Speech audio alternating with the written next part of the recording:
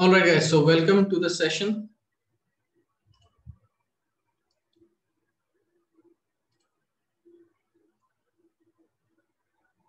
And I hope all of you guys are doing good. So welcome to the session. And this is the very first live session we are coming to in the YouTube and helping the students to understand the various concepts, right? So I'm very much excited about the live sessions which we are starting from today. So I hope all of you guys are doing good, and the main idea is to talk about some more concepts of Python, which is very important. So this is more of a concepts which are beneficial for Python programmer and should have understanding of that. So let's start.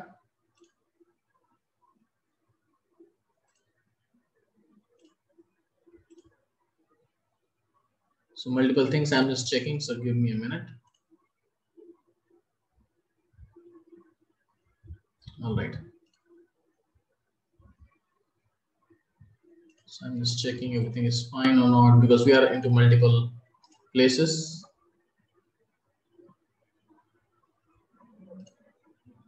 So I hope you are able to hear me properly.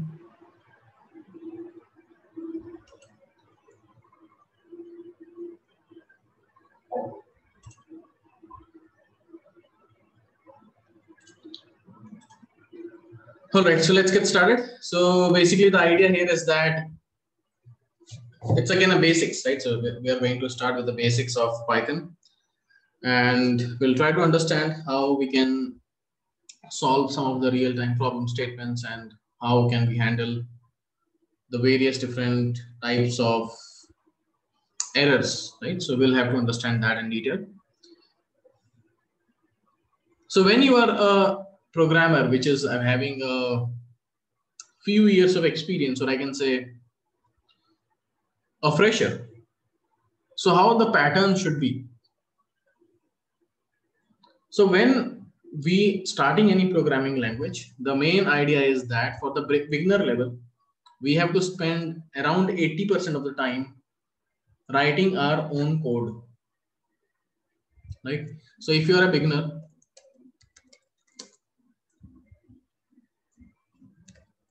so in that case, around 80% of the times you have to write your own code,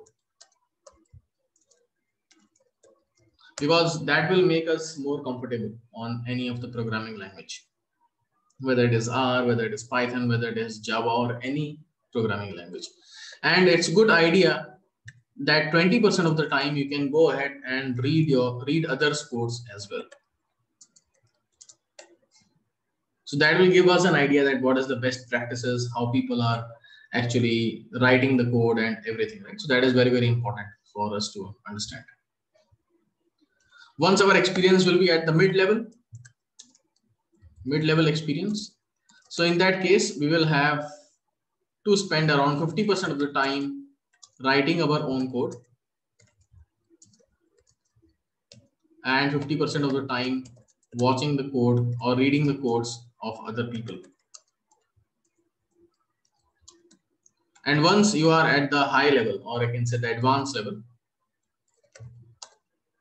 at that point, the total writing of the code will reduce. You cannot escape from that. You have to do that. But maybe you can look at the other's code and then you can try to implement the same as well. So this is the whole idea. And that is the reason at the very start, you have to write as much as code as possible. If you're not doing that, things will be tough. So this is very, very important to actually understand. Now, the idea here is that in this particular session, the idea is that we will come up with some problem statements. We'll try to solve those problem statements, and also we'll try to understand the error which we are getting. What is the meaning of that error? So now we are actually getting into more detailed level of programming, that is like a hardcore programmer, how it actually looks like. So we will tackle some of the problem statements. We'll tackle few of the simple problems, during this session. And we will first break this. As I mentioned in many of my sessions as well, that we have to break the problem statements into small sub problems. So we will break a problem into smaller problem.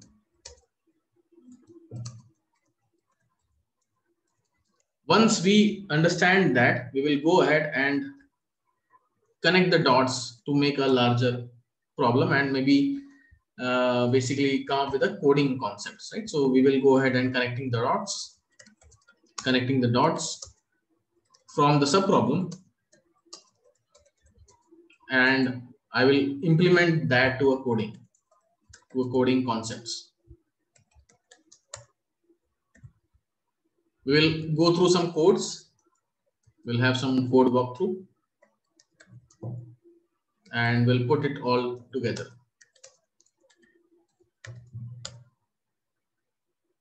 Our more focus will be on today's session will be on the common errors which people are making in and mistakes. Plus, we will going to read some of the documentation of Python. Read the documentation, which is very important. So in this session, you will understand that how documentation can be read and how it can be beneficial for us. And then we're going to fix the bugs, whichever bugs we are facing in. So that is the idea to go about it. Once that is done, we'll have a fair understanding about how we can solve the problem statement. Let's start with the very first problem. My problem number 1 says that I will use NumPy today. We will explore some concepts of NumPy. So I want to add two randomly. I want to add two randomly generated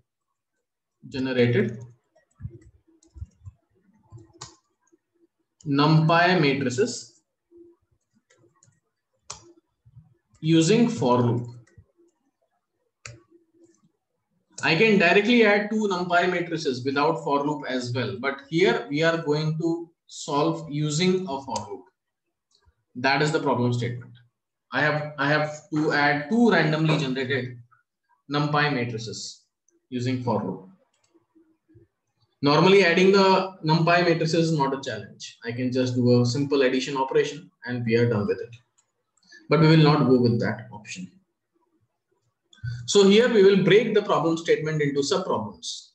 So the very first problem which we have, or very first sub problem which we have, is I want to break into sub problems, and the very first is I want to generate random matrices.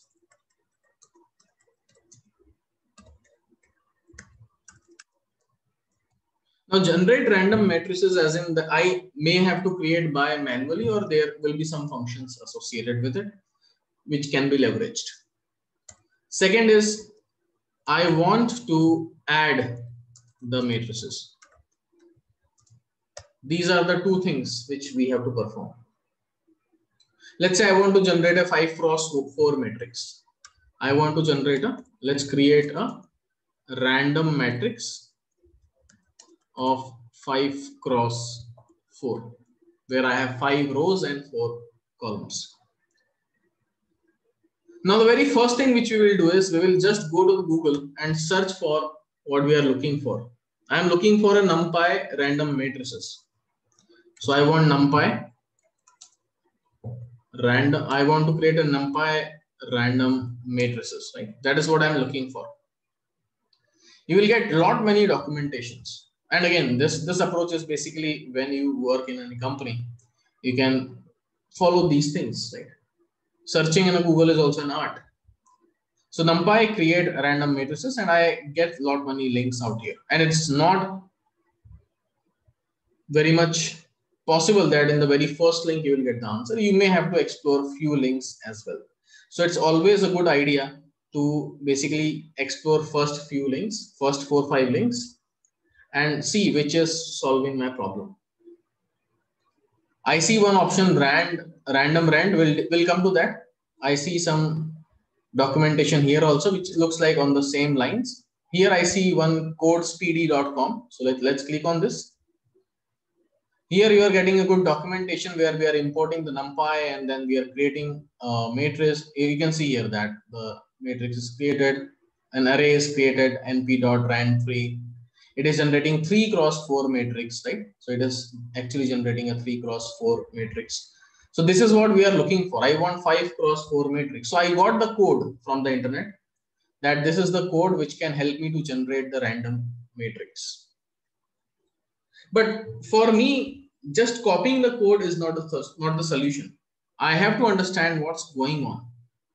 What this 3 means, what this 4 means, what is this rand is, and all those things we should have to understand. So I got that there is numpy random.rand. I can go and check in the Google again. What is numpy.random.rand? And now I am coming to the Python documentation coming from the NumPy. I click on that and I will get some documentation out here. And from here, I see that these are the parameters which you have to pass, which is the integer. So basically in the bracket, I need to pass the integer. And also this is optional. If you are not passing anything, then also it is okay. So from here, that is what we are understanding is that when we are using numpy.random.rand, you have to pass some integers as a parameter, as an input, basically. So the dimension of, so basically this D0, D1, Dn are the dimensions, right? So the dimensions of the returned array must be non-negative. It should be a positive number. If no argument is given, then Python will give me a single float value, which is nothing but scalar, right? So we had a discussion about in many of our discussions that we have a concept of linear algebra where a single value is nothing but a scalar. It's a scalar, right? So if I am not giving any number here as an input, then what will happen? It will actually give me a scalar as an output. If I am passing, let's say, random.rand 5, it will generate a vector of size 5. 5 elements will be there. And when we are passing random.rand maybe 5x4, then it will be a matrix with 5 rows and 4 columns. And same way random.rand and multiple values, then again, when we are passing 3 values, then it's a tensor, right? 3D array, 4D array, like that. As and when we'll increase the values, it will increase the dimensions. So that is what happening, and at the end it returns an output nd.array shape of whatever shape is. For example, I am passing random.rand 5,4. So the shape of that matrix will be 5,4. That is my output. And you can see that there is one sample example also present here, which is 3,2. You are seeing 3 rows and 2 columns. So by reading this documentation, we are getting a lot of insights, right? People these days are not very much interested in seeing the documentation, but you see that this gives me a good understanding about the function. So very, very important to go through these things. So if I go back here, and now let's go and import NumPy as NP, which is the alias which we are giving. And then I will say, maybe I want to print my scalar. Scalar is nothing but basically a single value. Let's say print np.random.rand without any number inside the bracket. Which means what? It is nothing but a scalar quantity, a single value. Same way, if I want a vector,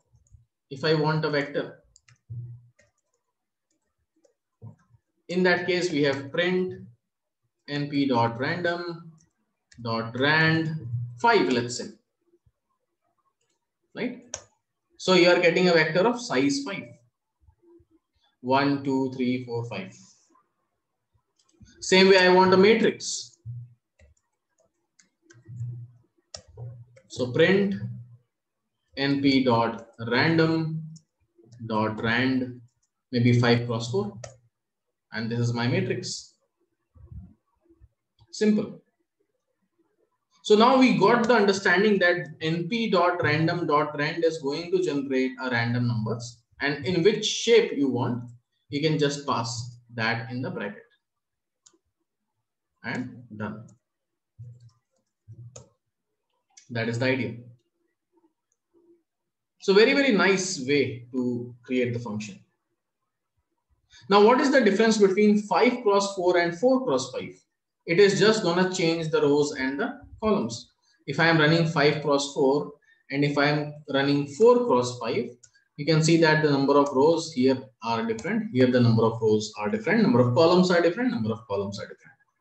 5 means the rows and 4 means the columns. So it is basically a 5 rows matrix and 4 column matrix. Here it is 4 rows matrix and 5 columns matrix. That is the whole idea, right? So when we are running this number, this is nothing but my rows and this is nothing but my columns. Now the interesting thing and the common error which people make is that, for example, my first intention is I want to create a 5 cross 4 matrix. So let's say my matrix name is A1 np.random.rand, let's say 5 cross 4 matrix, and I have created a matrix called A1.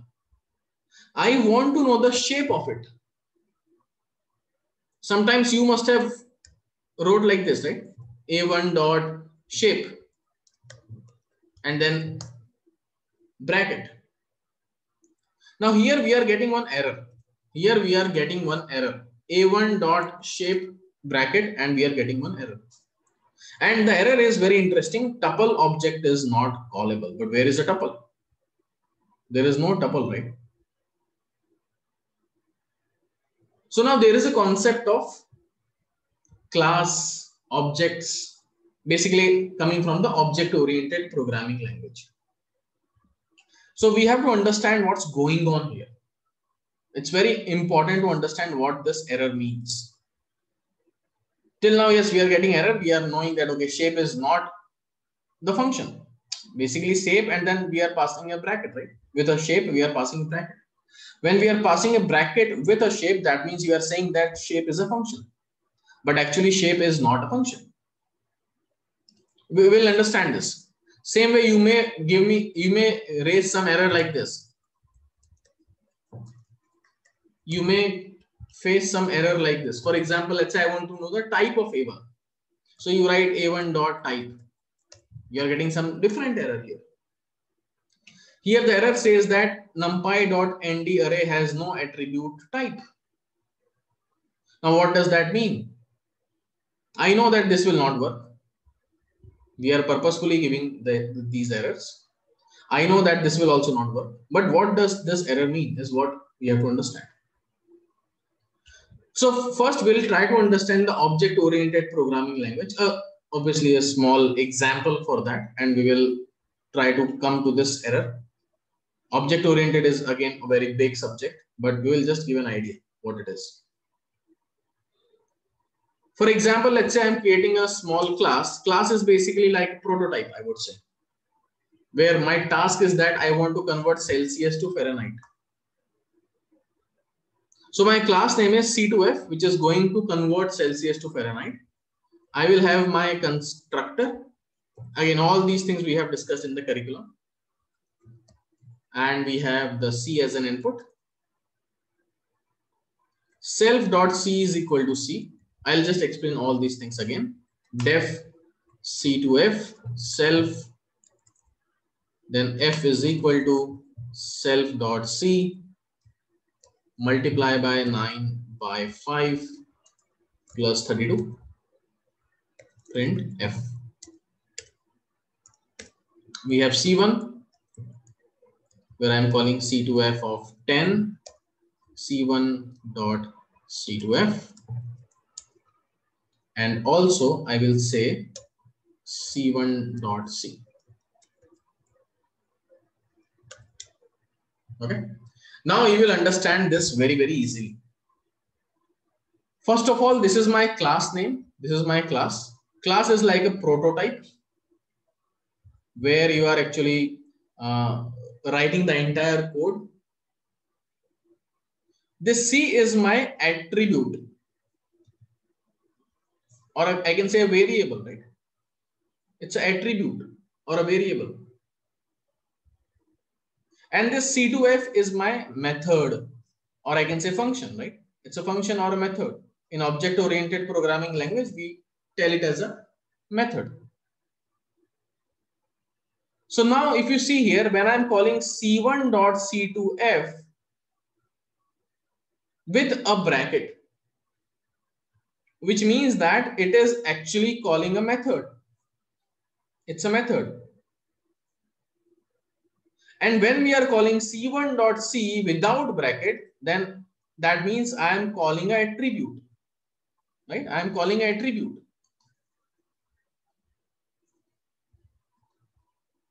That means something like a variable, right? C is a variable which stores a value of 10, which you are getting here.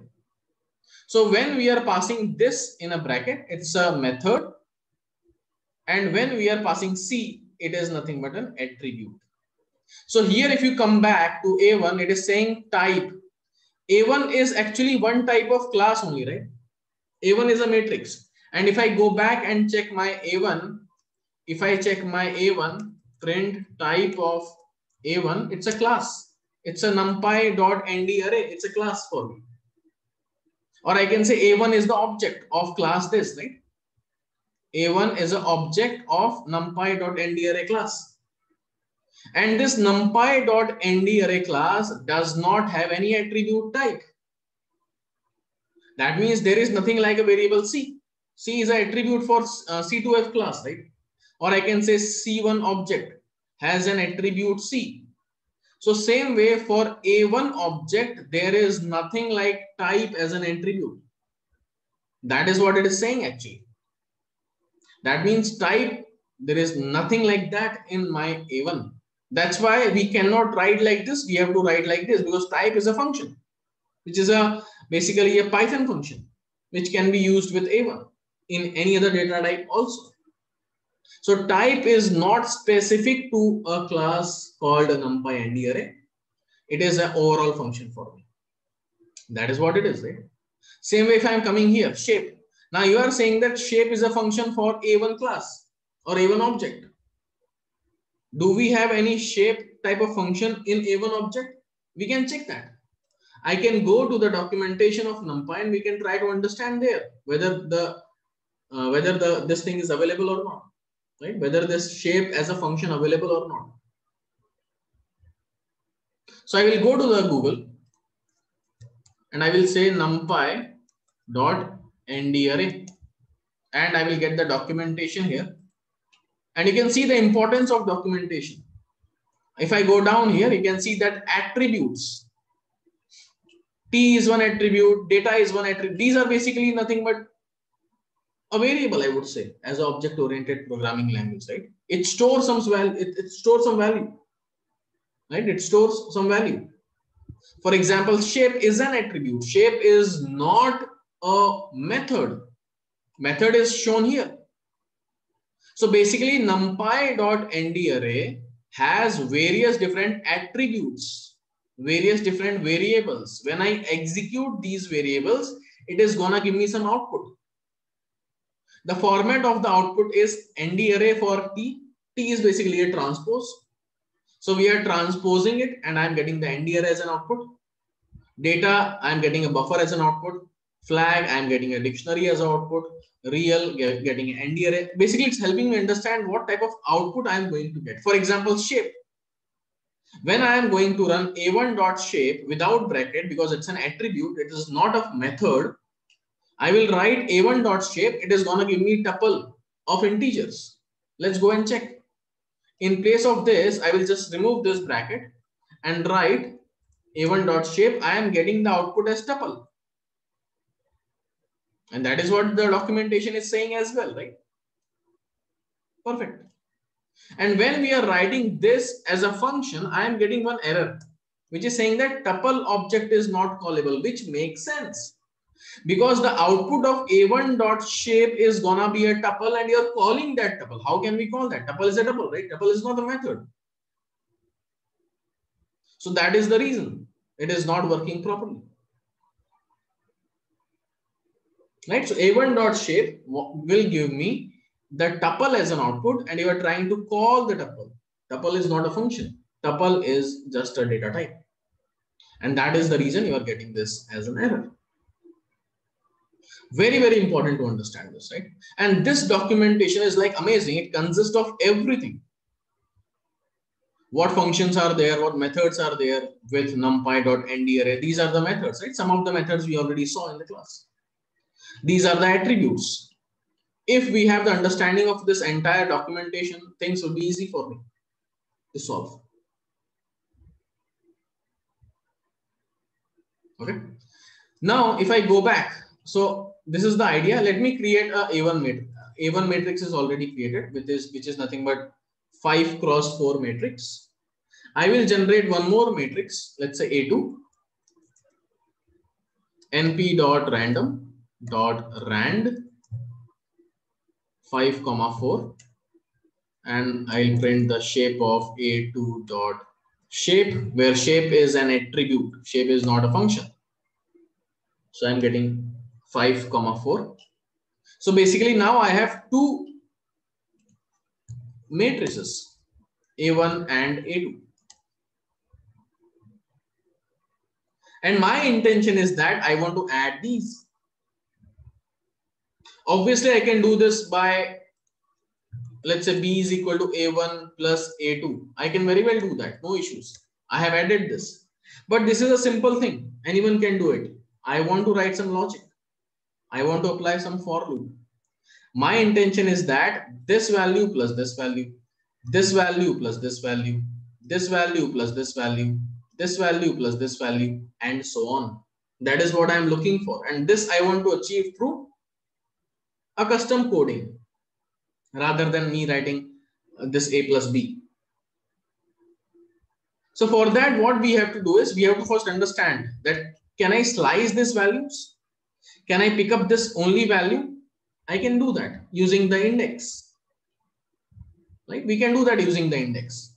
For example, A1 square bracket 0, 0. So A1 square bracket 0, 0 is nothing but the very first value, because indexation starts with 0 in Python. So basically my first row value will be 0. This is 1, this is 2, this is 3, this is 4. Same way 0, 1, 2, 3. And I am saying I am looking for 0, 0, which is this value. So I know that I can slice the values. And what is now my intention is? My intention is that I want to create a Bij, which is my final matrix, is nothing but A1ij plus A2ij. That is what I'm looking for. I want to populate my, let's say, first value, B00. I want to populate A100 plus A200. That is what I'm looking for. A100 is this, A200 is this, and I want to sum up this. That is what my intention is. It's a simple, and that is the logic we have to apply.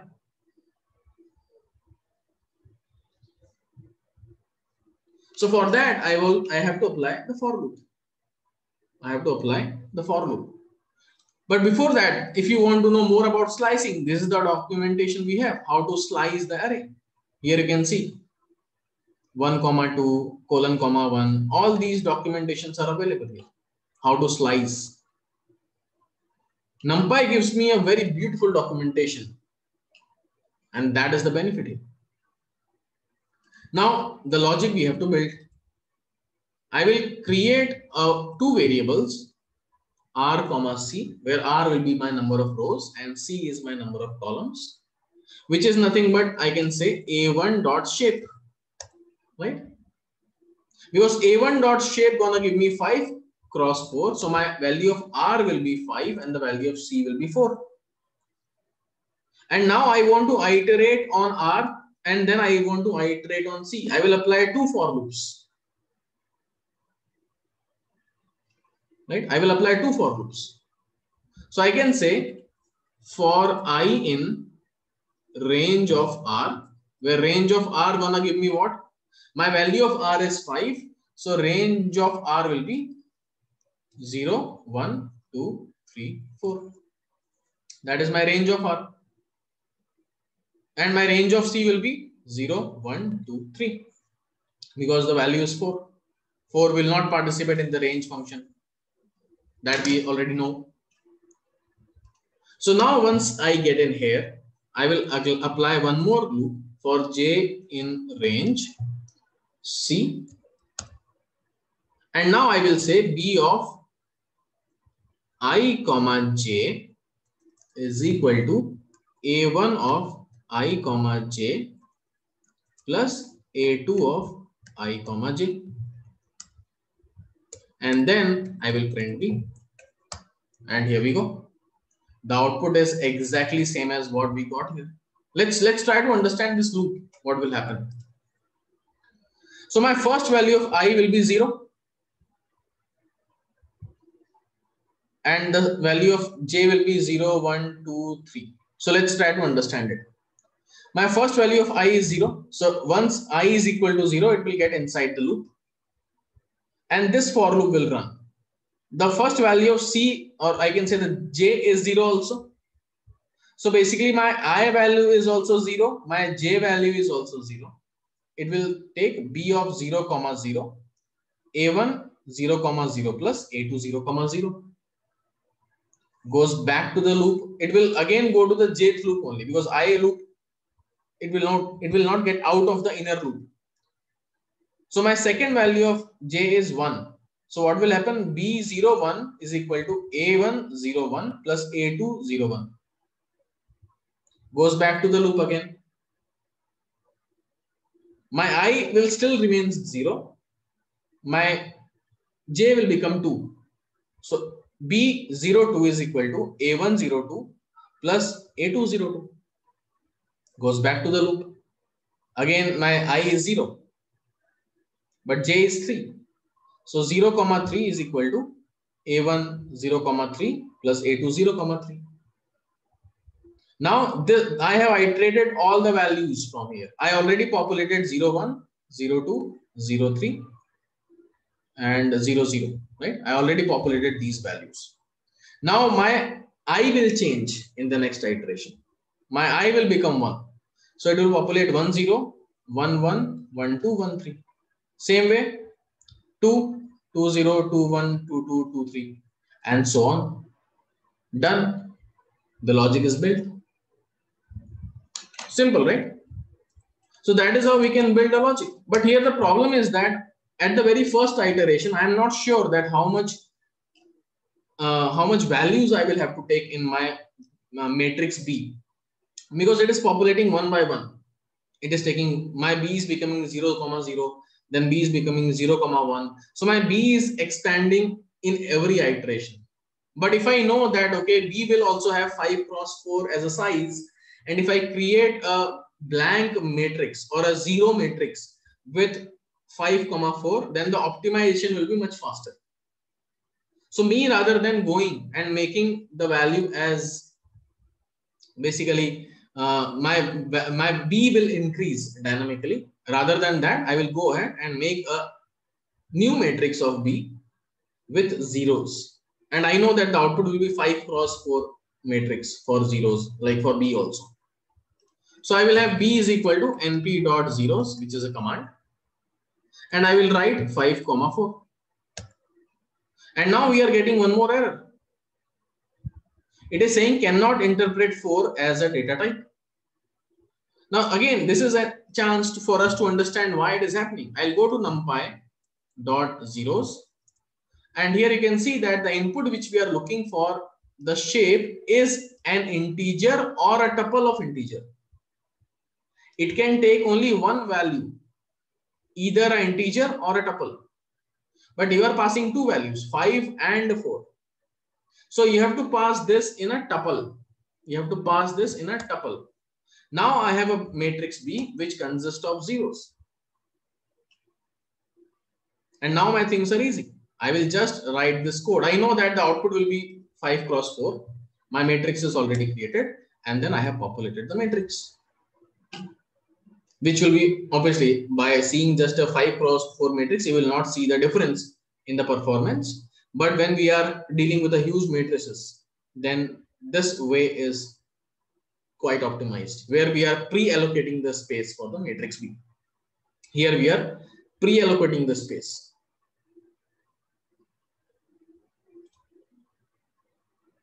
Right? So basically we have created a np.0 because addition of A plus B in this example, what we did is my B is dynamically increasing. First of all, my I will be 0, J will be 0. So it will be a scalar. Then you are saying I will be 0, B is 1. So what is that? This value. Then I0, B2, this value. So you can see my B is increasing dynamically. Right? It will become like this. 1, 1, 1, 1 time, it will increase the size of matrix. So overall, the performance of this will be a bit slower. So my intention is that if I allocate a space for B, because see, every time the value of B will change, right? If I allocate the space of B here, automatically that I know it's 5 cross 4 matrix with all zeros. And my intention is now that I want to populate these values. It's a pre-allocated space. I will pass now these two things and populate the values. So performance wise, this is faster because I already have the object created. I am just populating the values there. But here in this example I'm talking about, but in this example, what's happening is that you are replacing your B one by one in every step. In the first step, you are having a scalar. In the second step, we are having a 2 size scalar. In the third step, 3 size vector and so on, right? Then matrix will become. So it's like replacing the value of B again and again. Here, I already have a B. I'm just populating it. So that's why this is a bit faster. So that is how I've solved this very simple problem, right? This is looking nice. Now let's talk another problem. Let's talk about another problem statement. My next problem statement says that problem number 2. This is a bit of an interesting problem. So here I am saying is that my requirement is find if a given point, or I can say given 2D point, because now we are dealing with 2D only, is inside the circle or outside the circle, right? That is my requirement. So basically this is the requirement. Now we have to understand that what is the problem statement. So basically it is saying that I have a circle and I want to know whether this point, let's say P1, is inside the circle, and let's say P2, whether this point is inside the circle or not. That is what my requirement is. Now how will I find that? How can we understand that? So for this, I require 3 numbers as an input. First of all, first is the center, right? And second is the radius.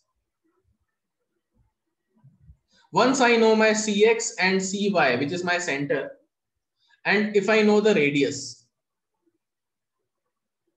after that I can find, I can know that P1 is basically falling inside the circle or not. For example, this is my P1. Let's say this is my P1. I'll make it at the top so that it will be easy for us to understand. This is my P1. I will do one thing. I will find this distance, right? This distance is nothing but I can say Pythagoras theorem. I will apply the Pythagoras theorem. I know the coordinate of this. I know the coordinate of this. I can very well find this distance.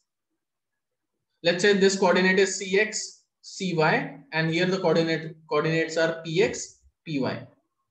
So my distance d is nothing but Cx minus Px whole square plus Cy minus Py whole square root of that. And this is nothing but my D. And if my D is less than R, I can say that it is inside the circle, right?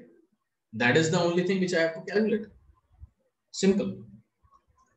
So let's go ahead and try to solve this problem. So I have to give three inputs. One is for the center of the circle, X and Y coordinate, and the radius.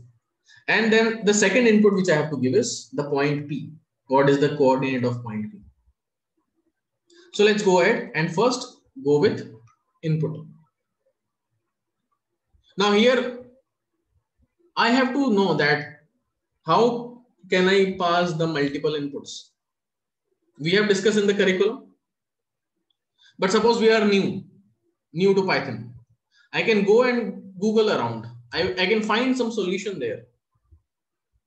I can say Python input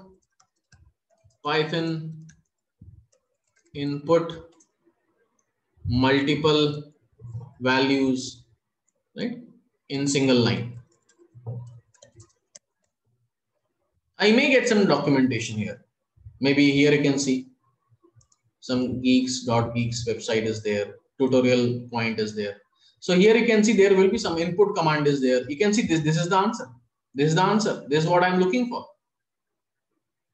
I am passing three values, my center, X and Y, and my radius. This is what I'm looking for. Perfect. But now we have to understand here what's going on here. My input is there. There is a split command is there. If you guys remember, input by default takes the value as a string. If I am passing an input, let's say I am passing an input, and here I am passing, let's say 1, 2, 3. The value is coming as a string, right? And my intention is that I want to split this first of all. So I will split this. 1, 2, 3. You can see that the values are split into a list. And now my intention is that I want to go ahead and remove these because these are the strings, right? Input by default take the value as strings. I cannot go and write int directly here because I am passing the values with a space 1, 2, 3. It will give me the error. So I have to do one thing. I have to remove this guy. I am passing 1, 2, 3. I am getting this list. And now from this list, I want to pick up the value one by one and convert to an integer. That is the whole idea. And that is what this code is doing. That is what this code is doing. It is taking the input 1, 2, 3, splitting it, generating a list, taking that value in, basically it's iterating, right, for X in that list, because this gonna give me that list. And you are taking one value at a time and you are converting to an integer. So what we are doing here is that we are looking at the code and we are trying to understand what's going on and we are solving it. We are using it for our problem statement. So exactly the same code I have to copy and we understand the logic also. So I will go ahead and replace this and I can give this some name. Let's say CX, center X, center Y, and let's say R, which is nothing but my radius. Done. I can ask user an input, enter the center coordinate and radius. I'll pass center, let's say 0, 0, and maybe my radius is 5. So now if I go and check my CX should be an integer. Yes, absolutely. You can check the type also. It's an integer, perfect. Same way my CY is also 0. And the same way my R, which is also 5, which is an integer. So I got my center and the radius of a circle. Now the same thing I want to do for my point also. Same thing I want to do for my point also. Let's give the name as PY and PX. Here I can say enter the coordinate of the point, something like this. Enter the coordinate of the point. Done. I'll give some coordinate, maybe 6, 6. So now my coordinate PX is 6 and my py is 6 as well. So now everything is with me. I have the center of my circle, I have the radius of my circle, and I have the point coordinate also. Basically, if I draw again, I know everything now. I have a center of a circle, which is Cx and Cy. I have the radius of a circle, which is R. And I have a point Px also. Px is basically 6, 6, so it will be at this side. Somewhere here. Px, Py. My radius is 5, so obviously it is 6, so it's far from the radius. Obviously it is outside the circle. Because this distance is 5 and your point is 6, 6, 6. So it is outside the circle. It should be outside the circle. Not that far, but yes, it should be outside. Maybe somewhere here. Px, Py. So now I will write a logic to solve this problem. I know that square of, basically this distance is what? This distance is what? Euclidean distance. Cx minus Px whole square plus Cy minus Py whole square. So I can write the logic. I can say my distance d is nothing but Cx minus Px. If you guys remember, power is double star plus Cy minus Py, and the power is again double star. This is my d, 72.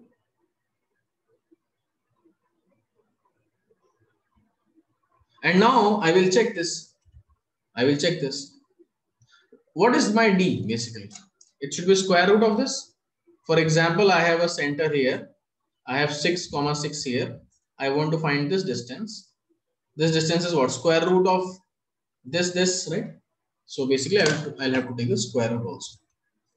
NP dot square root of. It's a NumPy, right? NumPy mathematical function. So 8.48. Now I will write a logic. If my d is less than r, I can say that my point is inside the circle. Else, print point is outside the circle. Maybe we can have one more condition, equal to sign. I can say on the circle, elif d is equal to r, print point is on the circle. Perfect. It's outside the circle. So my logic is built. And you can see it's simple, right? It's just a simple logic. We are not doing any rocket science out here. Very, very powerful. Same way, for your practice purpose, maybe you can try some exercise. Let's say my exercise is, I want to know whether the point is present inside the rectangle or outside the rectangle. If a point present inside or outside the rectangle, we can check that, right? You can try from your side. So we have solved two simple problems, but while solving this, we have learned a lot of things, different types of errors and everything, right? Let's take the last problem statement. My third problem says that I want to play around with the manipulation operations of NumPy. So my problem number 3 is play around with the NumPy ND array manipulations, or I can say manipulation operations. Okay, let's go with this. We'll take 3 functions. The very first function is reshape. The very first function is reshape the matrices.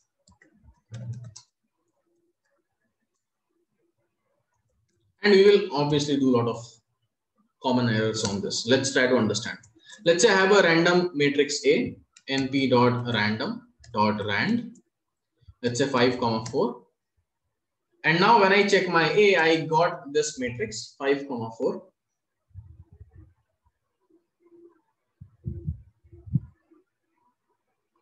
Right? Which is a matrix. It's a 5 cross 4 matrix. My intention is that I want to convert this matrix to a vector of size 20. Because I have 20 elements out here. 1, 2, 3, 4, 5, 6, 5 cross 4, 20 elements are there, right? So I want to reshape.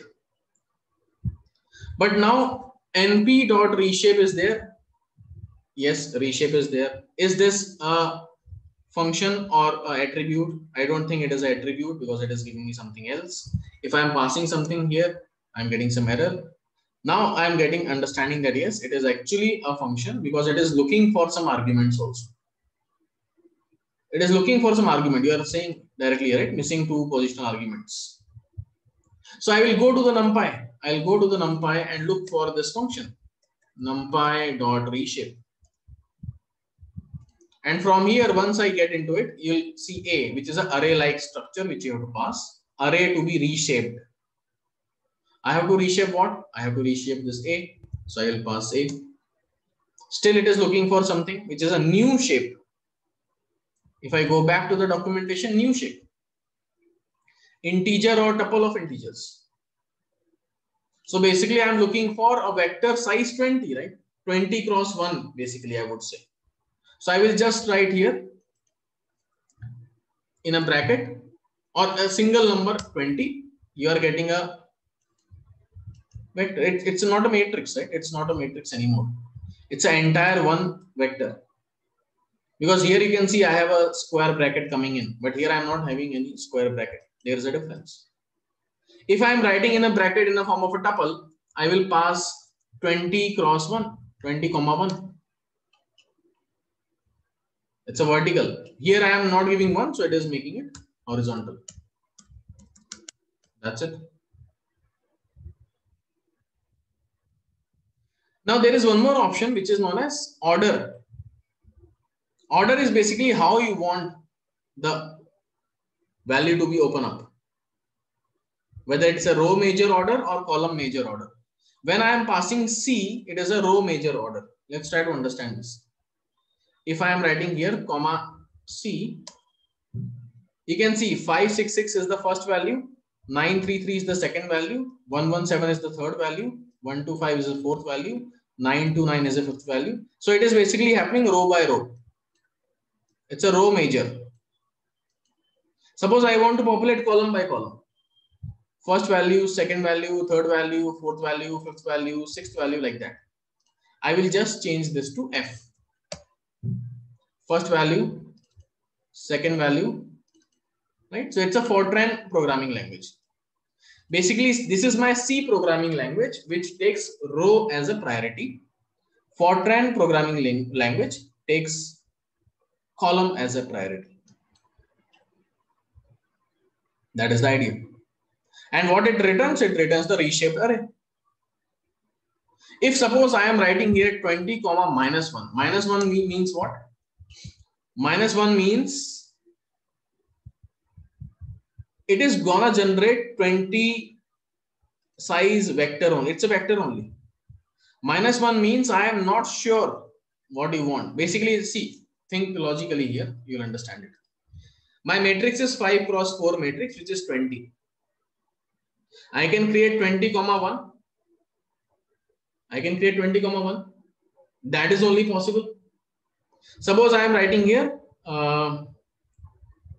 10. So it will be 10 comma 2, right? I can create 10 comma 2 matrix. If I go ahead and make this as, 10 comma 2, it will generate 10 comma 2, no issues. It generated 10 comma 2, right? 1, 2, 3, 4, 5, 6, 7, 8, 9, 10. Perfect. But suppose if in place of minus 2, in place of 2, I am writing minus 1, what will happen? Python will understand automatically that I can maximum go up to 2. It will again generate the same matrix. So basically minus 1 is helping Python understand that what max I can go for. I already giving 10 values as a row. your size is 20 as a matrix, I can maximum go up to 2. So when you are writing -1, that means it is understanding automatically that I can go up to 2 only, right? So Python internally understands that I have to create 2 columns. So -1 helps Python understand automatically that what is the best size, right? That is the whole idea here. You'll see somewhere in the documentation also. -1. One shape dimension can be -1. In this case, the value is inferred from the length of the array and remaining dimensions. So it understands automatically. That is the idea. Now here the shape should be a proper number. If I am writing like this, everything is fine, but we are changing the shape to 4,6. Now 4 into 6 is 24, but total values which I have is 20. So I cannot reshape, right? I cannot reshape to 4 cross 6. As simple as that. That's why it is not going to work. That is the whole idea. The next function is hstack, horizontal stack.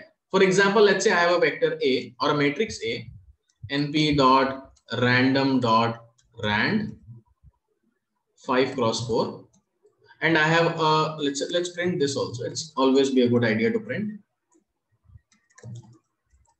Then I have a matrix B, which is np.random.rand 5 cross 2, and I will print B also. So I have two matrices. One is 5 cross 4, second is 5 cross 2. My intention is that I want to stack. I want to make it one matrix, which is nothing but 5 cross 4 plus 5 cross 2. I want these two guys next to this matrix. Horizontal stacking. And for that, we will say C is equal to np.hstack A comma B. And when I am running this, I am getting the error. Clearly, it is saying that takes one positional argument, 2 were given. That means I cannot give 2 values. I can only give 1 value. And if I think logically, I think we have to pass a tuple or a list that we can check in the documentation. So I'll go back to the documentation, numpy.hstack. And here, when I click on the function, it is clearly saying that it look for a tuple. Perfect. And now you are understanding it, right? Why the error is coming in and what is the solution. You are done. I have a C with me, which is nothing but my main matrix with size, obviously 1, 2, 3, 4, 5, 6 values are there now. 1, 2, 3, 4, 5, 6. Perfect. That is my horizontal stack.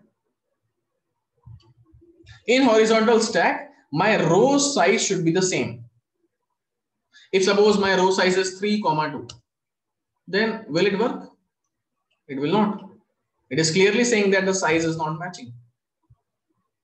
So my row size should be the same in the horizontal stack, and my column size should be the same in the vertical stack.